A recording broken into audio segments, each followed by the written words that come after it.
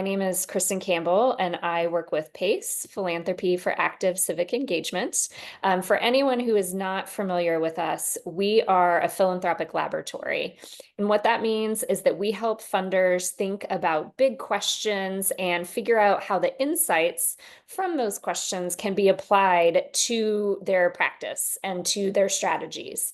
And so taking on this project with the Democracy Futures work was just really a natural fit for us. We have lots of members that have lots of questions about what to expect in the future. What is the future going to look like? How might these trends impact our work? What do we not see coming that could be disruptive to our work, and how should we be thinking about that? And so it was just really natural for us to take on this project, and we are honored to be spearheading it in partnership with the Packard Foundation and many other colleagues. And so I just wanted to welcome you and give you that brief notes of context of why PACE is involved. But with that, I will turn it over to my colleagues to get us more into the details of the project and of what we are learning from it so far. So Kelly and Jonathan, do y'all want to take it away from here? Yeah, sure. I'm happy to. I think you wanted me to provide just a little bit of context as to how this project got started. So I'm happy to do that. So I'm Kelly. I direct the Democracy Initiative at the Packard Foundation. And I think would highlight two pieces that kind of helped this come together. And one was that I started in the democracy field back in 2012. And it was just a very different field at that time. It was much smaller and did much less in the election space, I think, at the time than it does now. And so it was interesting. I had left the field and come back in after a couple of years. I had gone to work in the tech space and come back and had been struck by how much more sort of short-term and defensive and election cycle oriented the field had become in many ways that I think were helpful, and that we all did just really essential work during that time. And at the same time, there was this sense that there wasn't a group of funders really holding a long-term sort of positive, proactive vision for how we got out of this every 2 to 4 year election cycle dance, and started to reimagine, how democracy in the future would need to be structured to be resilient to a whole bunch of different changes that have been coming our way.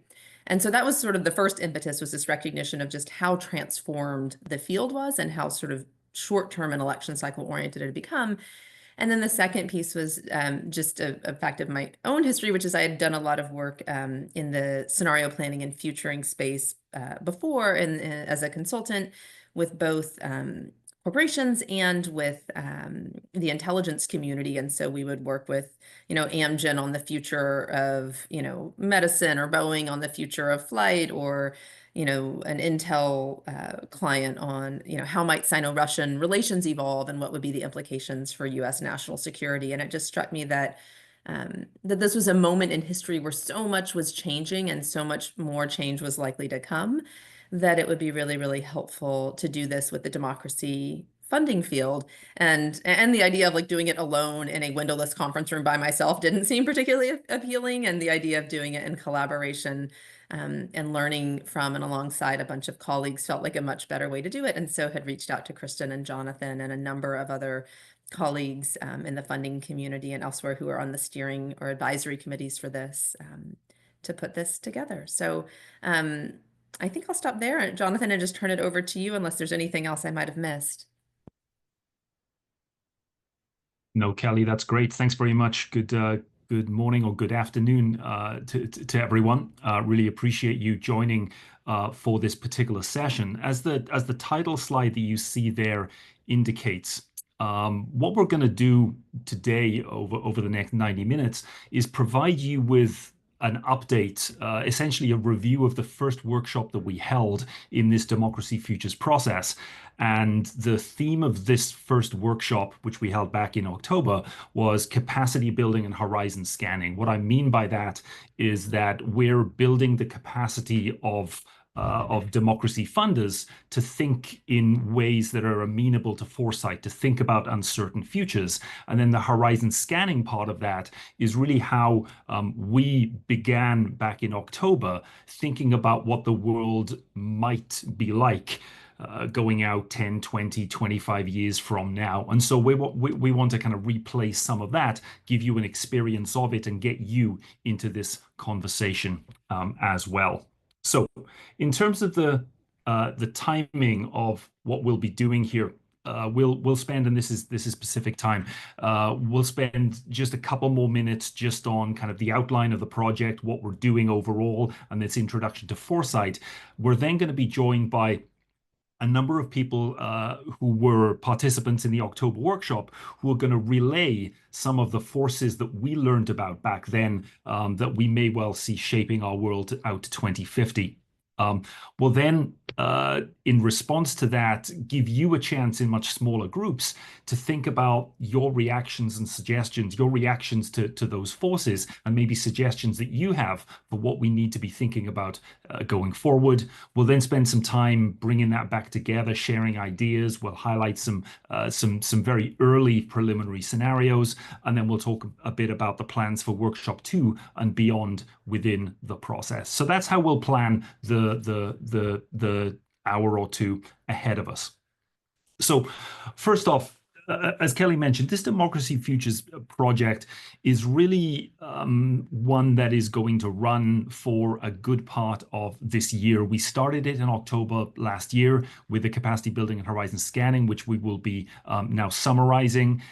We're now busy preparing for a session in March 2025 where we'll be thinking about all those different possible ways in which the future might play out, and maybe trying to make sense of it by creating some scenarios and developing these scenarios that try and just paint pictures of what the world might look like.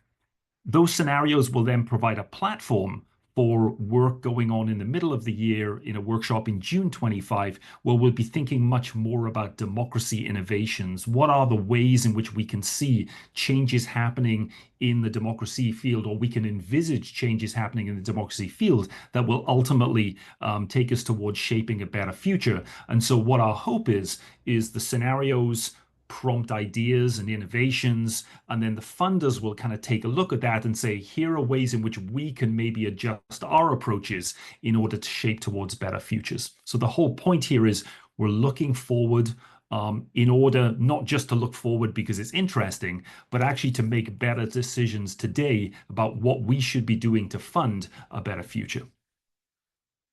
All right. So with that, just very briefly, foresight and the way in which we're going about it in this project.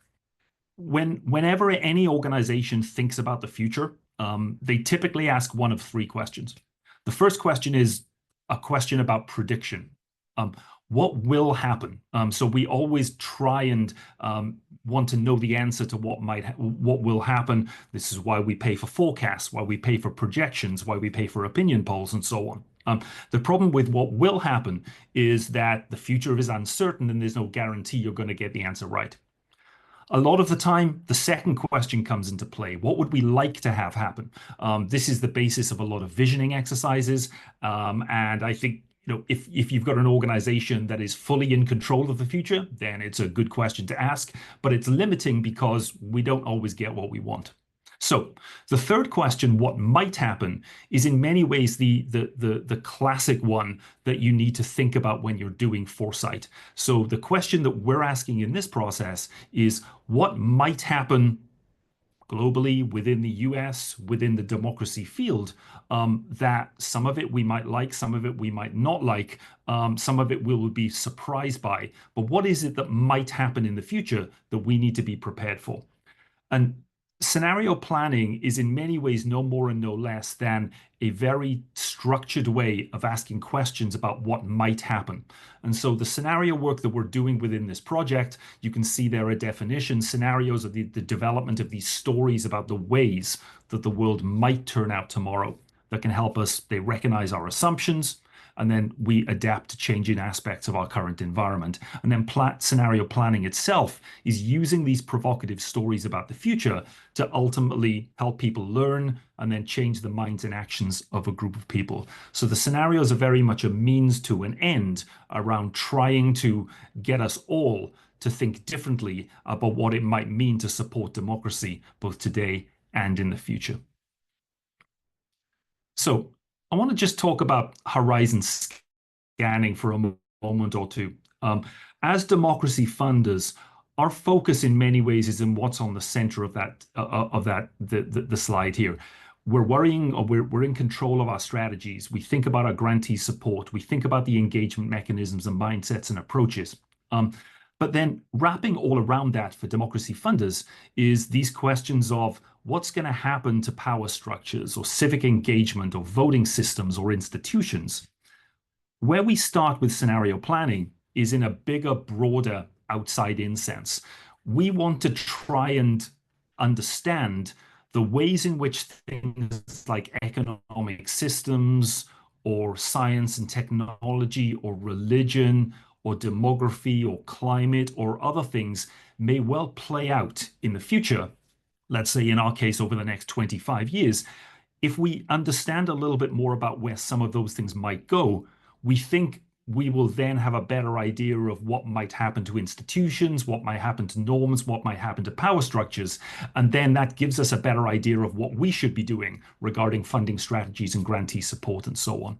So the notion of horizon scanning, thinking about this broad lens of what's happening around the world, is a really critical part of any sort of foresight or futures process. So with that, what we did back in October is we looked, we invited 9 different speakers actually to come in and talk about a range of different issues that we reckon could well be shaping the landscape that we've got in front of us. And so what we're now going to do is hear from 3 of the participants. These were not the speakers, or Eli was. 3 participants who will all reflect back on what they heard from some of our speakers. Eli will start us off with this is not designed, the ABC of AI, bioscience, and climate change. We'll then hear from Mishi talking about race, gender, age, and religion. And then Emily will talk about dynamism, economic dynamism, policy, and international governance. So this is basically giving you a picture of how quickly we went through some of these very big issues. And we did this, I don't know, we had 9 speakers, probably took about 2 or 3 hours to go through each of them. We're going to do it in an even more compressed fashion where we're trying to get through 9 or 10 of these issues in probably 20 minutes or so. So with that, I'm going to hand over to Eli. I'll just check, Eli, if you're on, and I have the slides kind of wrapped up here. So let me know when you're ready to go with basically relaying some of these ideas about what might shape 2050 in terms of AI, bioscience, climate change. Yeah, I'm here. Can you hear me? Eli, you there? Great. Yep. I can. All good. Great. That sounds like maybe we've got a little bit of a delay, but yeah, if you want to pull the slides up. Are they, maybe I'm looking at the wrong view here. Oh, great. Okay. Hi, everybody. Okay, so we're going to go fast here. Buckle your seatbelts. And I'm going to start with Jayatri Das's talk from the Franklin Institute about this revolution that's happening in genetics and neuroscience. And she basically argued that we are on the cusp of revolutionary changes in medicine and in human life, thanks to these 2 intertwined developments of gene therapy and brain-based technologies. So on gene therapy and CRISPR, this is basically where we're modifying genes via harmless viruses.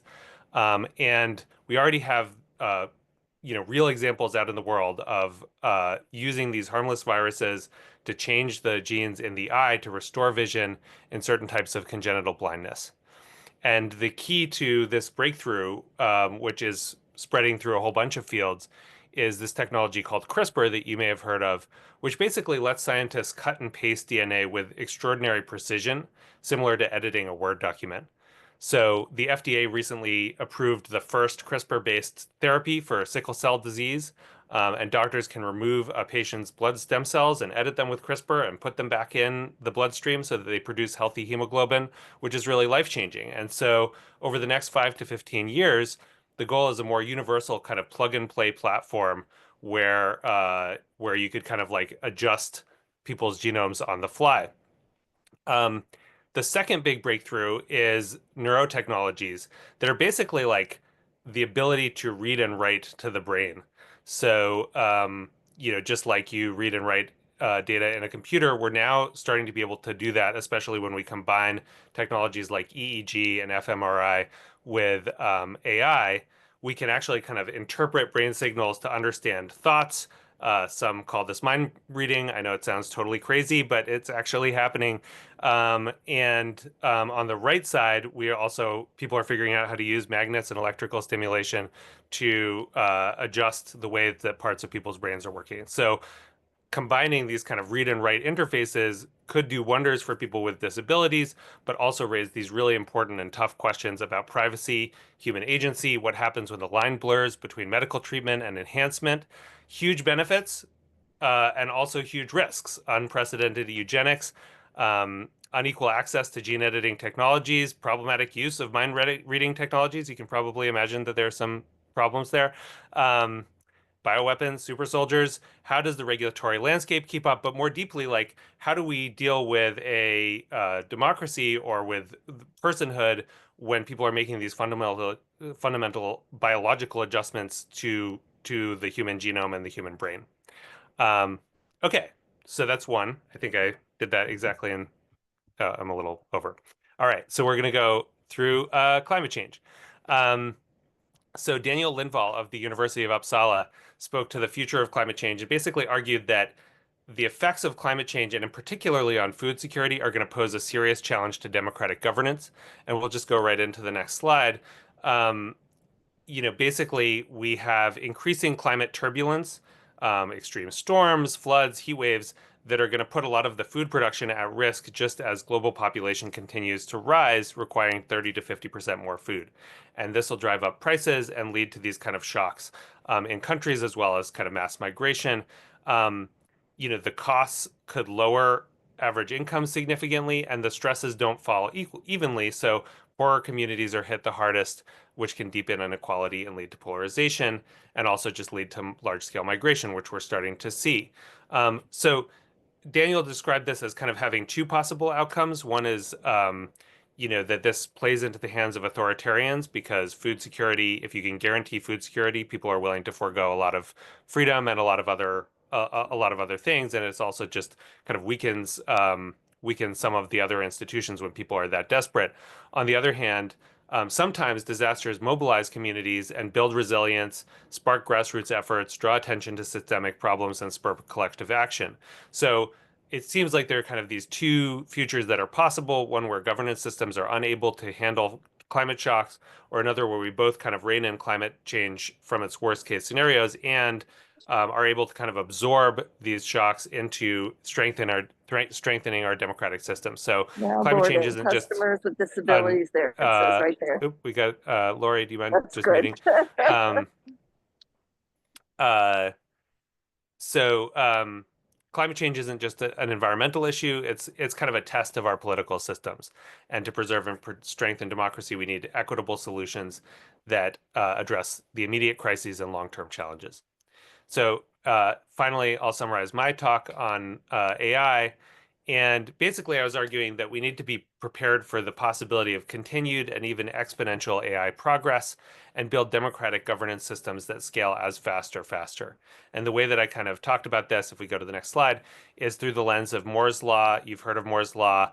It's this strikingly linear or predictable phenomenon where computing power is getting twice as good about every 18 months. On the next slide, you can see what this looks like. This is a logarithmic chart, but this is actually what it looks like in normal non-logarithmic terms. It's a power curve, and the point is that if this trend continues, it will inform. Right now the intelligence of AI models seems strongly correlated with the amount of computing power we throw at them. So that's what we're seeing here on the next chart.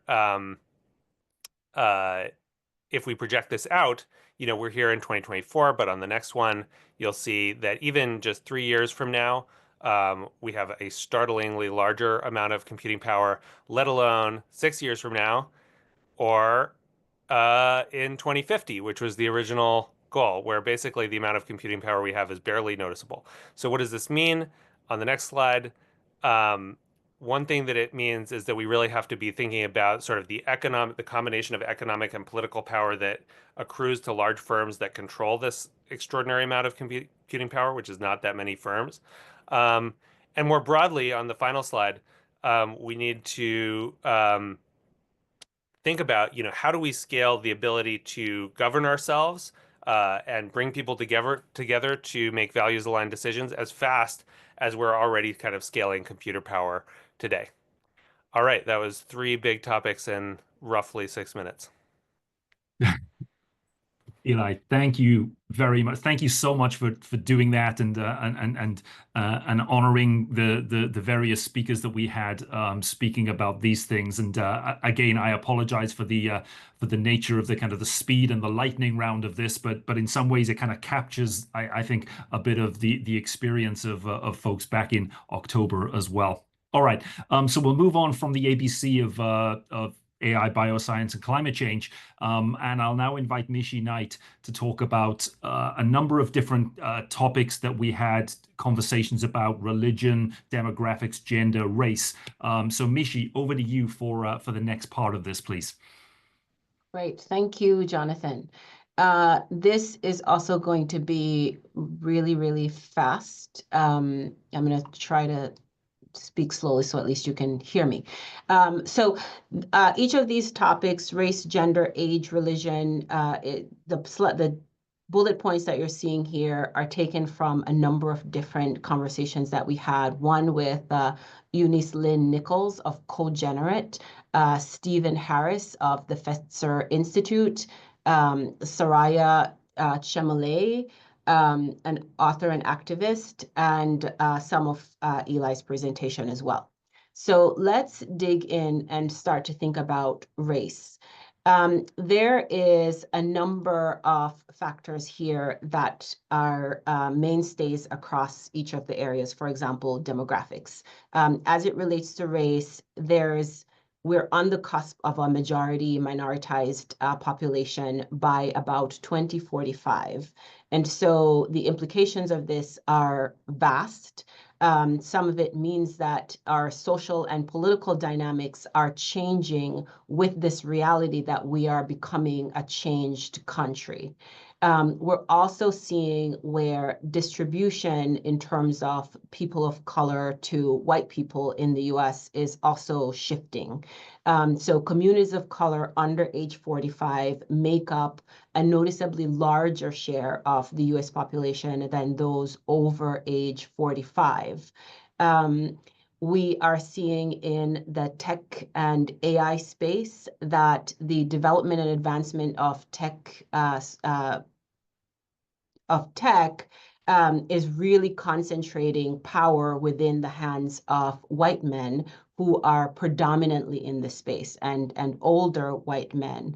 And so taken as a whole, all of these combined is creating a very interesting dynamic as we interact with race and as we think about democracy and the work of the future.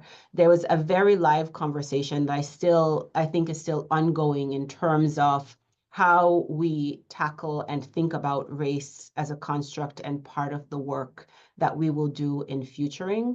In our last conversation, it had been woven throughout each of the discussions that we had. And so there's been considerations in terms of, okay, how do we continue to grapple with the shifts that race as a factor is propelling in our country and where that falls within the futuring that we will do. In thinking about gender, there are multiple dynamics that exist now in terms of polarization within the Generation Z, women being more liberal and young men leaning towards more conservative schools of thought. And so this is creating tensions with a lot of the issues that we also see playing out in our larger society: reproductive justice, women in work, and so on. And so what does that look like as we continue to grapple with the future?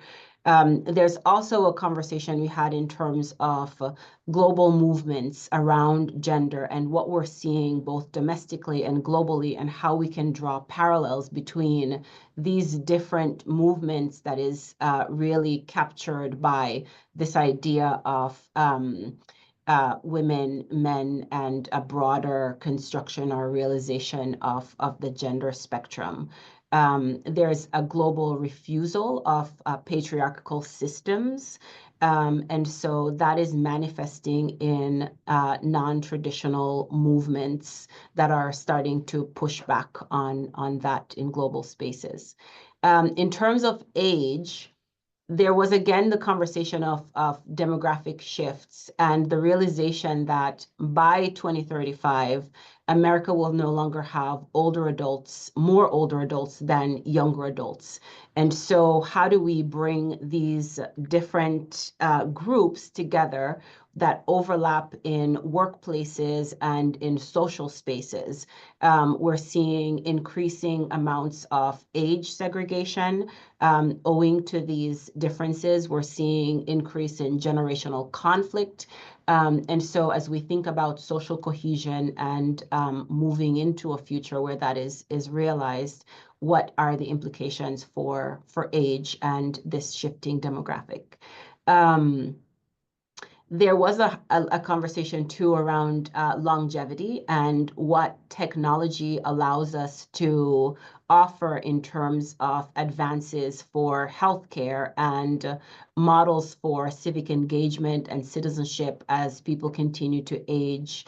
That age continues to extend beyond what has been traditionally the average age range for folks to live in this country. And then the conversation about religion, again, talked very much about demographics, this time as it relates to losing ground in the Christian faith being the majority faith within the United States. This will happen by about 2050, with a rise in folks identifying as unaffiliated. So there will be a number of folks more in our country who do not affiliate with any religion necessarily. And so this is creating a shift in what we've traditionally known as a majoritarian Christian country.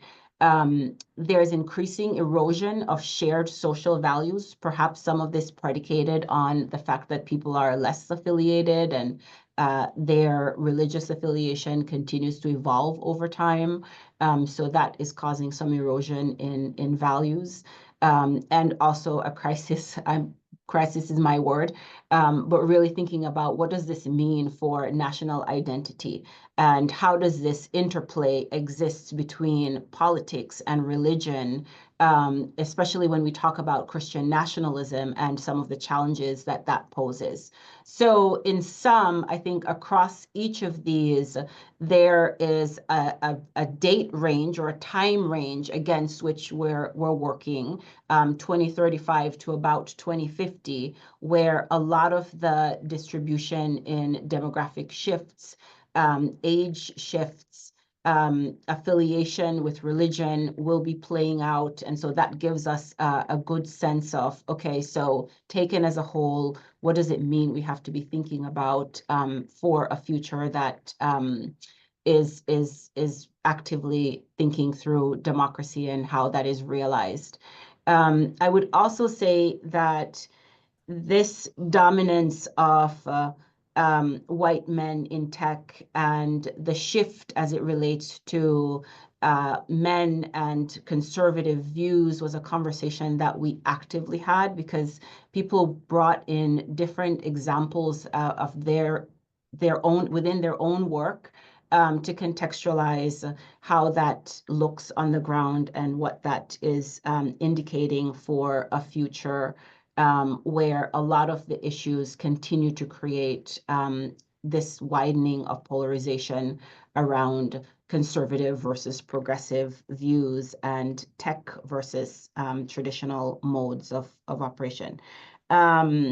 There undergirding that was also this idea of power and how power comes into the conversation, both as in a gendered way, but also as it relates to race and age. Money is power. We do recognize that with increasing numbers of aging population, they also vote more, and they have more resources to spend. And so there's that contention as well that contextualizes the divide between aging and younger populations. So I think those are probably the main highlights of the conversations. It was one very much of, we're in a time of change. Change is happening fast. There are some mainstays here of demographic shift, of power, of men and women, and the differences that are playing out and will continue to do so over the next several years. And I'm going to pause here for time's sake, and we'll look forward to digging into further the conversation.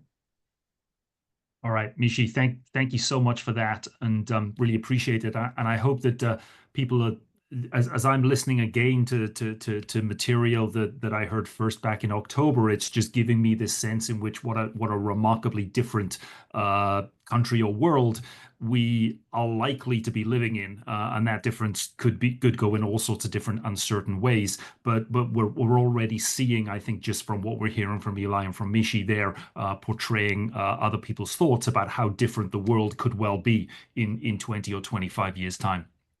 Okay, to wrap up our lightning rounds, or our representation of lightning rounds, I'm going to hand it over to Emily Chamley. Right, Emily is going to speak to a number of the other themes that we covered back in October around economic dynamism, changes in the policy landscape regarding primarily economics, and then also questions of international governance. So, Emily, over to you. And I think what I'll do is I'll keep this slide up. I don't think you've got any slides, but I'll keep this slide up so you can talk to this.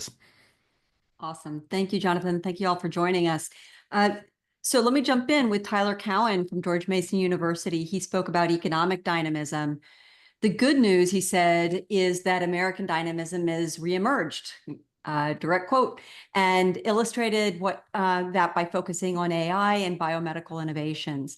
With respect to AI, Tyler envisions a not too distant future in which expertise is no longer a scarce resource, and in many fields, AI is already capable of outperforming human experts by as much as 50% of the time. And in a few years, he predicts that it may be more like 90% of the time. Among the implications here is that building a company, a think tank, a nonprofit, a philanthropic foundation could only require like 3 to 5 bright people collaborating without the fixed costs and infrastructure of a traditional organization. With biotech, we're seeing remarkable progress in the development of effective treatments for obesity, mRNA vaccines, and potential breakthroughs in diseases like sickle cell, malaria, HIV, AIDS, and cancer. He predicts that within the next 30 years or so, we will see the greatest wave of medical advancements humanity has ever seen. Now, because of these two trends, expertise becoming less scarce and significant advances in biomedical technologies, philanthropy, he argues, should be focused on solving problems that are irreversible, things like malnutrition and lead poisoning. Once they happen, you can't undo them. Because reversible problems, he anticipates, will likely have a pretty good chance of getting solved on their own without philanthropic interventions. While Tyler is optimistic about where all that dynamism is going, he cautions that most of us are just not readying ourselves for the shifts that are coming our way. He advises that we should focus less on predictions, actually, because we're probably all going to get it wrong, and more on staying current and being willing to adapt in the face of new opportunities and new constraints. Now, in terms of the discussion, I did notice that the later session where we had put all these topics up on the board and people were adding their little notes to the big Post-it notes to the provocations, there wasn't much discussion of economic dynamism. And perhaps that's just simply a case that there was a smorgasbord of really interesting topics. But I name it here because if, as a collaborative group, we're not comfortable engaging deeply on the implications of economic dynamism and what it holds for democracy's future, that gap probably does need to be addressed. Felicia Wong from the Roosevelt Institute spoke about the major shifts we're seeing in the ideological landscape, particularly challenges to what she described as the neoliberal consensus.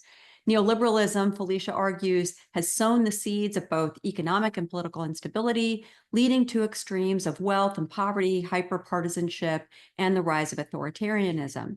Felicia identified 3 potential futures. One scenario, or scenario 1, is that neoliberalism returns in full force. Corporations own, run, and control most things, including our data, then the systems that bring us clean water and energy. And in such a world, the media will be permanently broken and elections will go to the highest bidder. A relatively few will prosper, but those people will live behind the high walls of gated communities. In scenario 2, a post-neoliberal authoritarian state could emerge. In this scenario, there will be an active public sector. For example, more public support for families with children, but only for straight, legally married couples. There will be a strong federal trade commission that could push back on big tech, but likely won't if tech companies allow violent speech and anti-democratic organizing on their platform. There will be a generous welfare state, but the borders of the state will be closed and its benefits will accrue mostly to white people. Scenario 3 is the scenario that Felicia is hoping for, and this is one of balanced democracy, as she describes it. We would have a robust private sector, but also strong worker unions and a capable, trusted democratic government, ensuring that our markets are fair. There would be enough tax revenue to invest in our social priorities like affordable elder care and childcare. Companies would be decent corporate citizens who play by the rules because we would be using the tools of government to balance social power across capital, labor, and the democratic voting public. And the pathway to get there, she argues, is more tax revenue to ensure that we have sufficient state capacity so that the government can, quote, dream of and do big things.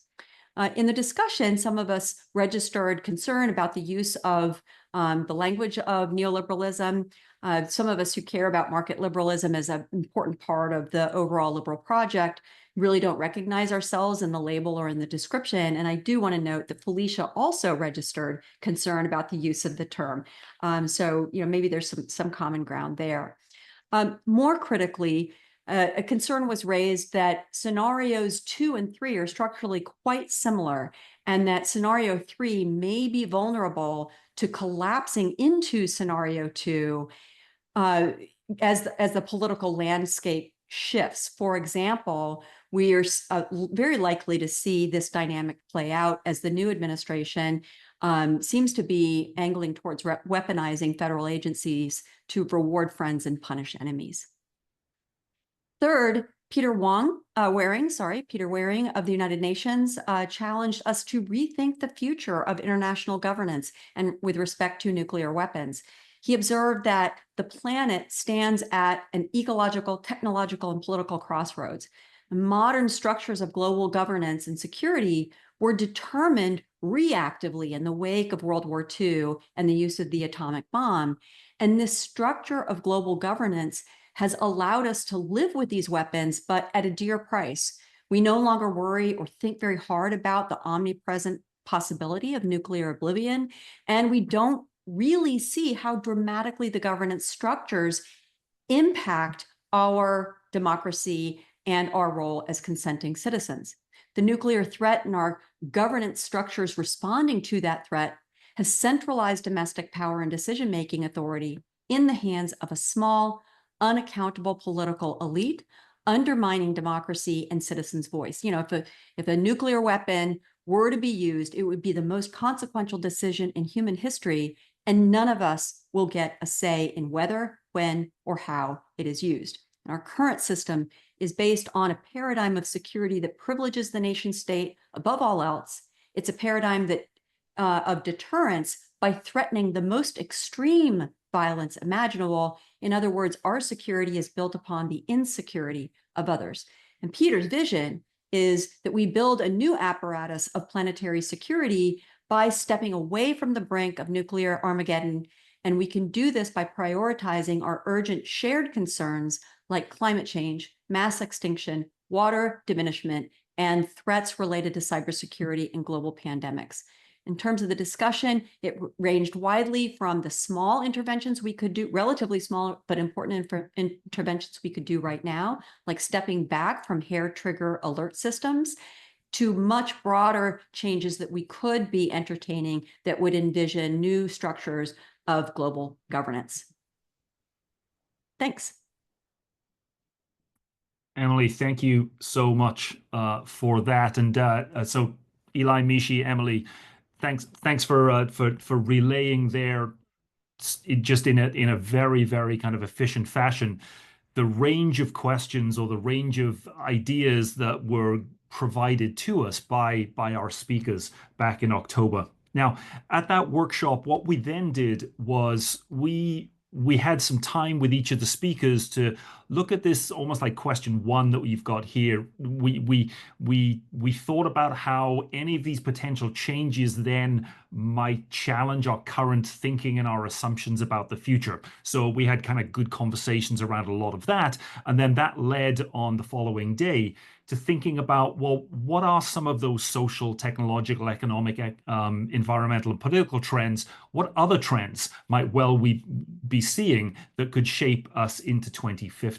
And so what we wanted to do now in the spirit of trying to just recreate an element of that work, we want to invite you to join a smaller breakout group rather than you just kind of sitting and listening, and maybe spending about 20 minutes, I think now with the timing, in smaller breakout groups. You will have people in there who were at the session in October, and we want you to do a couple of things in that time. So first off, maybe reflect back on what you heard from Eli and Mishi and from Emily, and maybe you've read the report on the October workshop.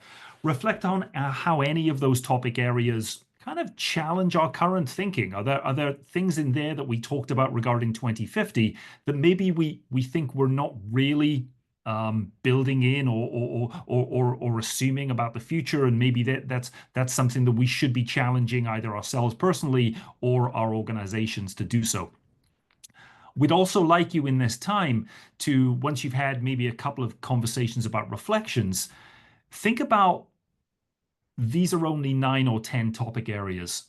What else strikes you as being particularly important in shaping the world out to 2050? Maybe there are some things that we didn't talk about in this. Maybe there's questions of social isolation or loneliness or other things like that you think, oh, these are changes that we're starting to see happen or could imagine happening. And that might create a very different world in 2050. So we'd love your ideas on that. So what we're going to do, it's around what is it, 12:42 here at the moment. We're going to go into breakouts for about 20 minutes, and then we'll kind of come back and spend the last half an hour sharing ideas and then talking about next steps from there. Let me stop share this at the moment, and I'm going to come back to that in a little while. Let me stop sharing, and maybe I'll hand over to Kristen to see whether logistically, Kristen, do you want to take over and just let us know how many groups we've got, how people are going to get allocated, and then from there we'll kind of go into that conversation. Yeah, absolutely. So I have you all assigned to groups of 6 or 7. Each room has a couple of people who were at the October gathering, who can hopefully provide a little bit more insight and color on some of the topics, and some folks who weren't there. So hopefully a good little mix, and you have your instructions from Jonathan, and he will call us back together when we're done. All right, right. Kristen, and I'm going to hit open all rooms. You got it.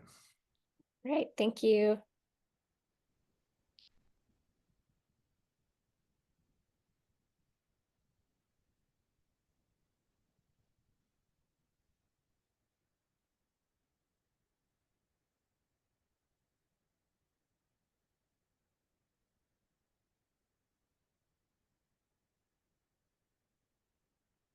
Okay.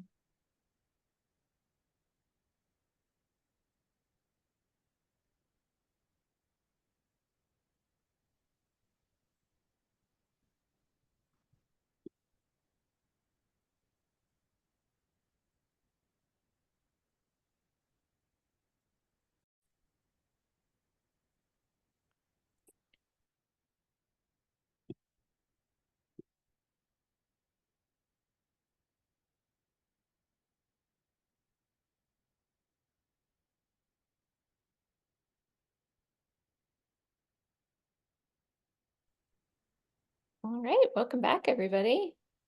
All Is right. Jonathan back? You know, There we go. I am back. Yeah, I was in the group with Emily and David and others. And Emily, you were in the middle of a great. I hate that with Zoom. It's so abrupt where it kind of interrupts something that you're doing there. All right. Well, listen. Thanks everyone for spending a bit of time there. We have about 20 minutes left, and just over 20 minutes left, and I think we had 4 groups there, each of which had the same prompts. So we asked you to reflect on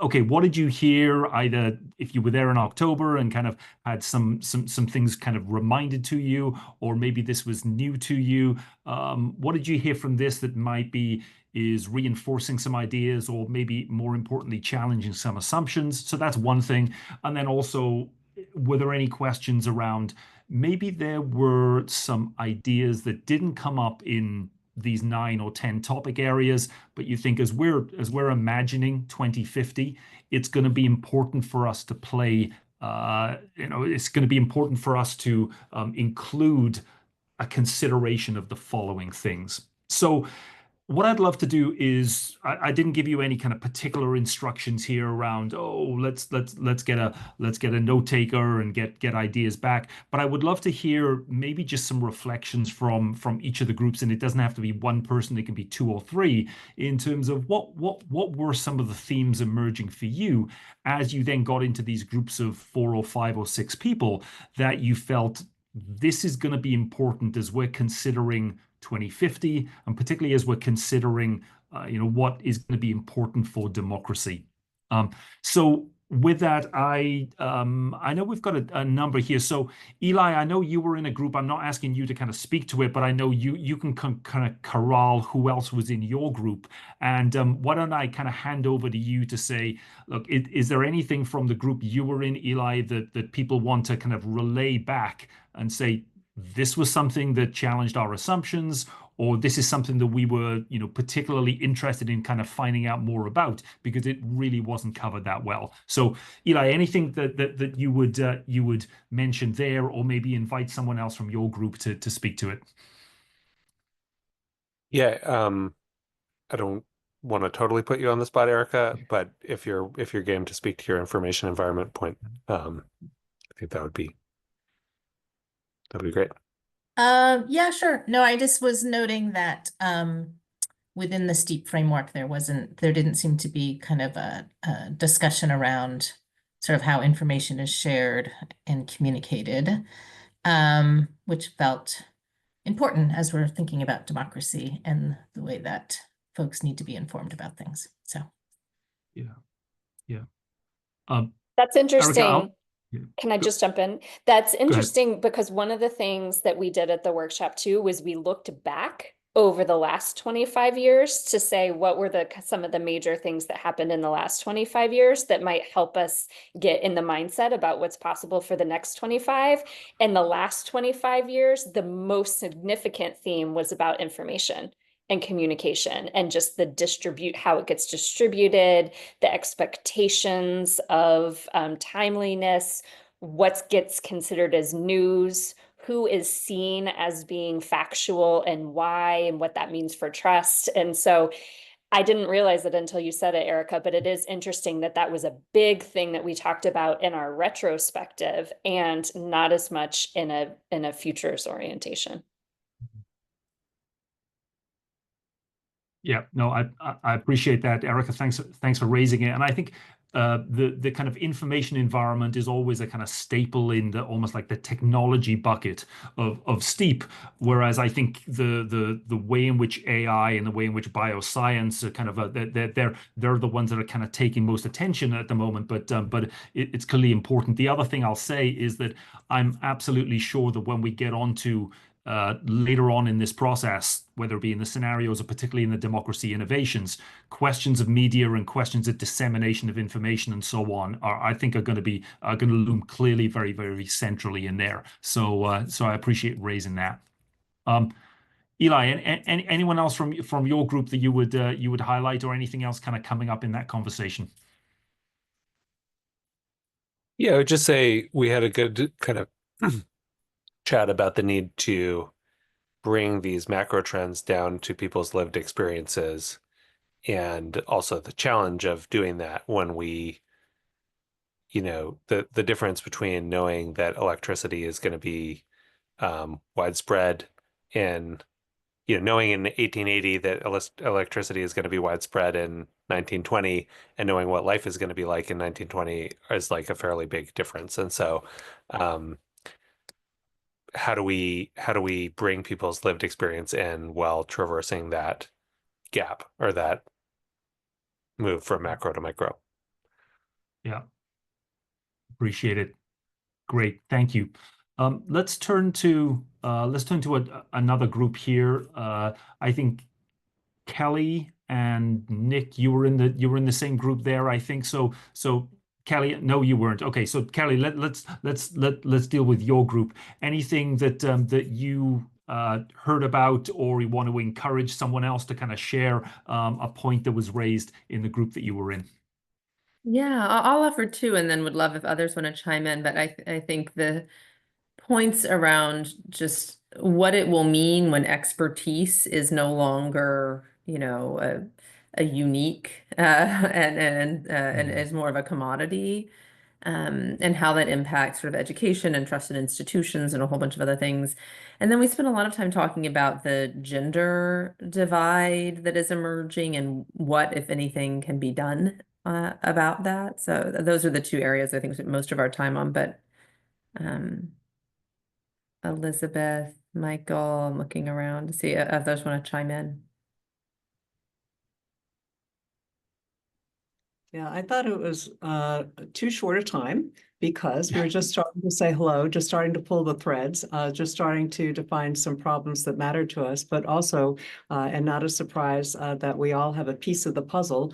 But here, having heard these three very good presentations, I had just a taste of, oh, and I haven't been thinking as much about this, and what might that be? And I think that oftentimes not only do we look back, do we do this, but we sort of conflate different time periods of what we mean for future. And I'm sure you've discussed that in different ways, but thinking about the shorter, nearer term versus the longer term, and what I mean by that is sometimes when we even go back to how we're preparing those people who will or won't be part of those 5 experts at an organization can be seen in one time frame versus what do we do in the near term that we can capitalize and be more solutions oriented. So just started thinking about that, but others had really good points.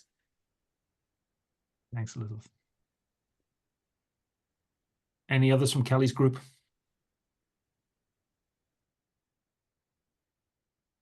I was curious, you mentioned the gender divide, Kelly. I was curious, like what kind of facet of that, right? Like social shifts or economic, or just curious.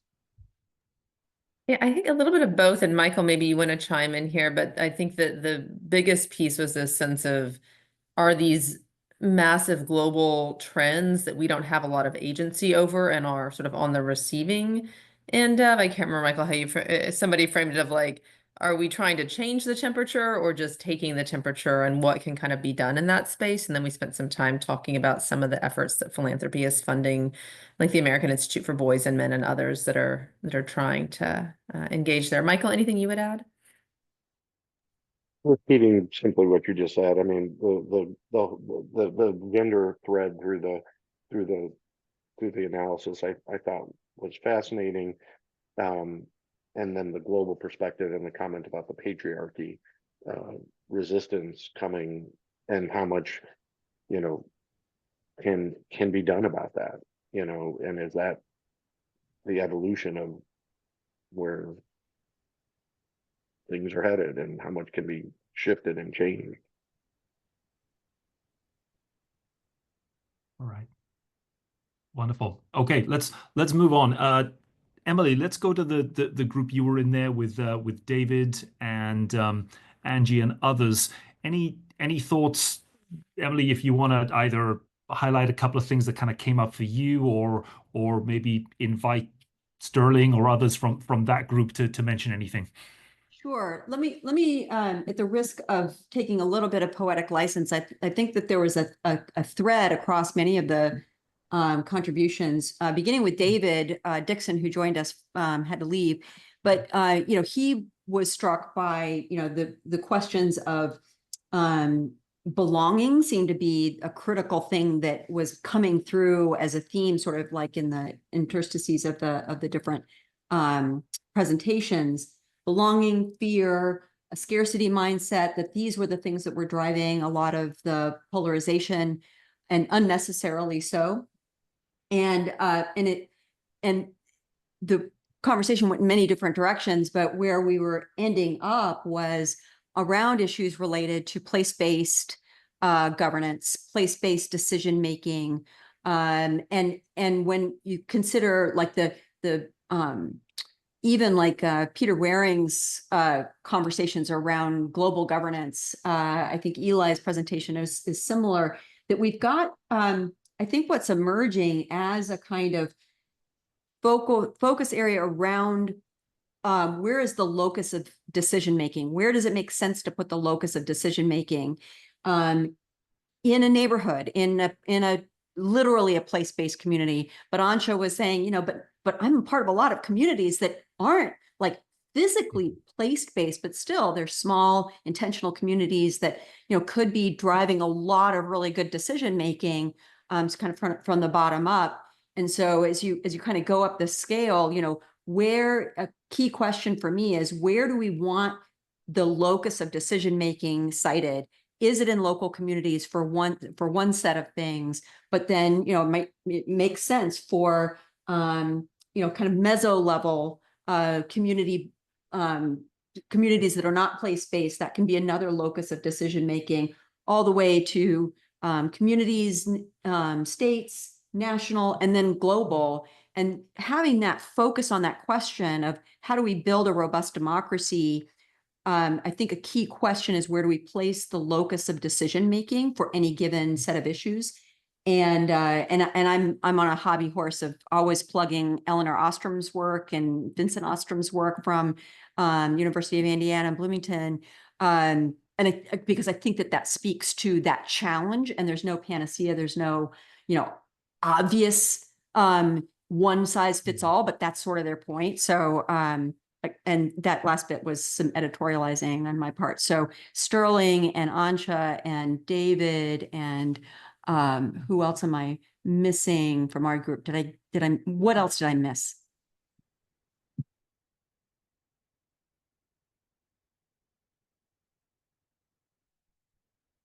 Sterling, Ansha, is that she didn't miss anything or anything else to say? No, that was great, Emily. I'm thinking about the power and locus of decision making. And again, one of the things I was trying to bring up when David started with belonging was of how we increase trust. And if trust starts face to face, is building trust a kind of power? Does it make you a little less vulnerable? And I know Yuval Harari said this, talking about his new book. He said, democracies really need trust and they need truth. And that's why I love local journalism. I love Eli's new public stuff, but also trust is like this. It's really intimate, right? I mean, it doesn't come from a trusted news source. It comes from when all these studies we've done recently about, do you trust your neighbor? Let alone do you trust local government or state or federal government? I'm shocked when people say they don't trust their neighbors, or it's like, what experiences have they had that have undermined trust? I understand how we undermine trust in institutions. Sometimes they're bad behavior or just lies. But I just think, I think if facing all these future things, I said in our small group, if I had more trust in the people around me, I would have a little more confidence or hope that I could deal with all the changes that the future is bringing us. All right. Wonderful. Okay. Sterling, Emily, others, thank you so much. I think we had 4 groups, so there's one more. Let me check who was in that one. Brooke, was that a group you were in? Why don't you take the lead as to maybe a theme that emerged for you, or please feel free to kind of to hand over to someone else who you thought had made a great point. Sure. Yeah, the beauty of going last is we can just plus one a number of things that have already Yeah. been said. We also talked about the need to pay attention a little bit to the information environment, the information ecosystem, mis and disinformation, as well as how expertise fits into that, which is related but perhaps separate. And the gender aspect we talked about, acknowledging the difference between gender and genderized roles and how to grapple with that. And then a couple other things, a few folks in the group were struck by the speed of science and technology and some of the things shared in Eli's presentation. I personally, a couple of things I shared was the recognition of how important it is to have these conversations across the different factions, even within philanthropy. As someone who sits at a science foundation, but thinks about science and society and how societal contexts and publics connect to scientific advances, it doesn't go nearly as far as the richness of what we've been talking about in this group today and in this effort overall. It's almost like, oh, you do democracy funding, you do policy, you do politics, you do science, but the over-siloing of what we all do is very apparent right now, but also really exciting that we're all having this conversation. And then one other topic that came up was the recognition of the confluence of the majority minority flip that's happening, but also across different demographics, and that in the next 30 years in the timeframe we're talking about related to discussions in this effort, we're going to hit a point where the majority of senior folks are white, while the majority of younger folks are from current minorities, and that tension should be thought about more explicitly. All right. I think I covered it all. I see Elizabeth still on the screen if she wants to add anything, who is in our group. Elizabeth, you're on mute there. Oh, I meant to. I was just going to give a thumbs Oh, I'm up. sorry, Liz. There you go. Yeah. Yeah. All right. Very good. All right. Brooke, thank you so much for that. So I want to get us to wrap up here in the last 10 minutes, and I'm gonna just let me see if I can get my screen back on here. All right. So one of the things that is just again a reminder of what we did back in October, and then I'll kind of come back to the present day. Here's just when we did this exercise with the speakers and the topics, we then did a whole series of kind of brainstorms around what are some of these kind of social, technological, environmental, economic, political forces. I won't go through this, but you can see here that when we did this, remember, we were talking about, we talked a lot about belonging, and some people saying, well, you can imagine in the future belonging is becoming a kind of tool for radicalization. We talked a lot about the question of immigration, whether that be forced by climate change or by declines in birth rates. Demographics also played up, let's say, in the rise in dependency ratios that kind of shift caregiving. We talked about the step change in economic dynamism. I know, Emily, you mentioned earlier it didn't really come up so much in the kind of the follow-on conversations. It definitely came up I think in the brainstorm. And then also a lot of talk about the role of government, whether big tech steps into that, or government being kind of completely overwhelmed with the pace of change. We talked also about, Sterling, you mentioned there about the kind of almost like and Emily, the local element. Maybe we kind of see the collapse of nation states and kind of the global or much more of a global governing system. So all of these possibilities, some of these driving forces, we then started to kind of to generate as a result of some of those speaker insights. And then just very, very briefly, here's how we got to kind of some very sketch scenarios. And these are not scenarios that we will take forward, but it's just a reminder of what we did in the process. We then got people to highlight some of these driving forces and maybe kind of combine or collapse 2 or 3 of them together. There was one there about, let's imagine a zero-sum generational showdown. the people actively seeking belonging, social movements challenging corporate power. And I think, Liz, you were in this group that kind of created a scenario about, can you imagine, kind of small scale rejection of lifestyles and values and beliefs of the old, and a kind of a new focus on non-traditional family units or local economic development. There was another scenario which called communitarianism, which was about climate change in overwhelming the environment, but then citizens stepping up as a result of that, and organizations that you might not expect maybe start kind of providing basic needs and services. There was another scenario, back to future care, where we might imagine a radical expansion of the safety net, older generations, because of medical advances, getting much more robust health. And how do they bring those values into play? Do they become more engaged in social change because they've got a longer life ahead of them? And so then there's more of a kind of fluid life education and career path.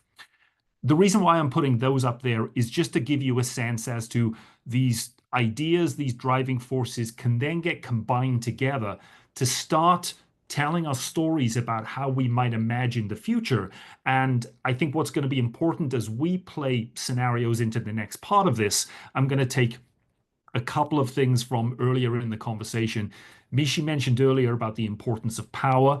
In our scenarios, we'll be thinking about where does power lie and how did power go here? And then Eli, to your point as well, this is an opportunity for us to come away from just the big macro trends and to think about people's lived experiences. What does it feel like to live in a world like this? So that was just a reminder of where we were when we created these very sketch scenarios back in October. What we're going to be doing as we now run into the next steps of this in the March in-person workshop, and then we'll be doing a kind of follow-on from that. We've decided that there are, let's say, kind of two important inputs that we want to play into March, and then some scenarios that will help us kind of make sense of all we've done so far and these new inputs. So we felt that socially, there's an important conversation that we're having around what are the values that underpin liberal democracy or democracy? What have they been in the past? What are they today? And what might they be in the future? And are those values the same? Are they immutable over time? Or are we seeing them change in response to the environments that we see out there? So I think there's a really important kind of conversation about values that we want to have in March. I think also, given that we're through an election, there's a great deal of interest in questions of political realignment and how that might be shifting from whether it be income, wealth, race, education, all of those things as kind of the ways in which the political environment is getting realigned. There's an important conversation there. And then we'll be developing, or we are at the moment, developing 4 scenarios that describe the possibilities that we'll see out to 2050. And those scenarios then will be a platform to basically then set up a conversation for us as democracy funders to think about the changes and the innovations that might well create a more positive future. So I hope you see from what we did in October and what we've done and described today, that is kind of starting to play into us trying to paint pictures of what 2050 might look like. Those pictures then help us think about, well, which of these scenarios that we want to start achieving, which are the ones that we want to start avoid, and what do we do, what changes might we need to see, and what innovations could we make to create much more of a positive future. Let me stop there and just say I'm gonna just stop sharing this right now. I know we're coming up to the end of our time together, but I'm going to hand over to Kristen in a moment or two just to kind of wrap us up. But I'm just wondering if anyone's got any overall questions about the process we're in, what we're planning for workshop 2, or any other reflections on what you're kind of talking about or seeing or hearing regarding the work that we're doing here.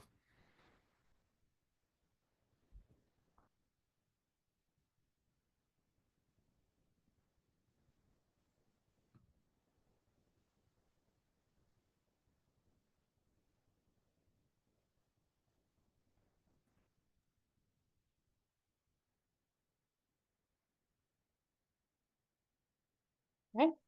Well, hearing none, I will move to wrap us up. I want to thank Jonathan for your facilitation today, and also Eli, Emily, and Mishi for really brilliant summaries and analysis.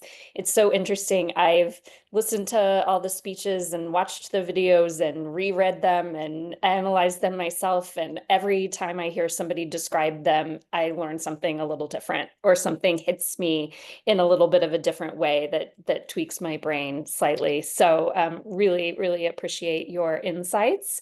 As Jonathan mentioned, the next step in this project is workshop number 2 in March, and you all can expect to hear from us after that. We will do another version of a session like this after that workshop, where we commit to sharing our learnings and bringing people along. And so feel free, when you receive the invitation for that, we don't have a date set yet. It'll probably be sometime in April or early May. And so when you receive that, please sign up and feel free to share it with others who you think would be interested in being part of this conversation and being on this learning journey with us. Right. Any final questions for the good of the order, or we will let you out right on time?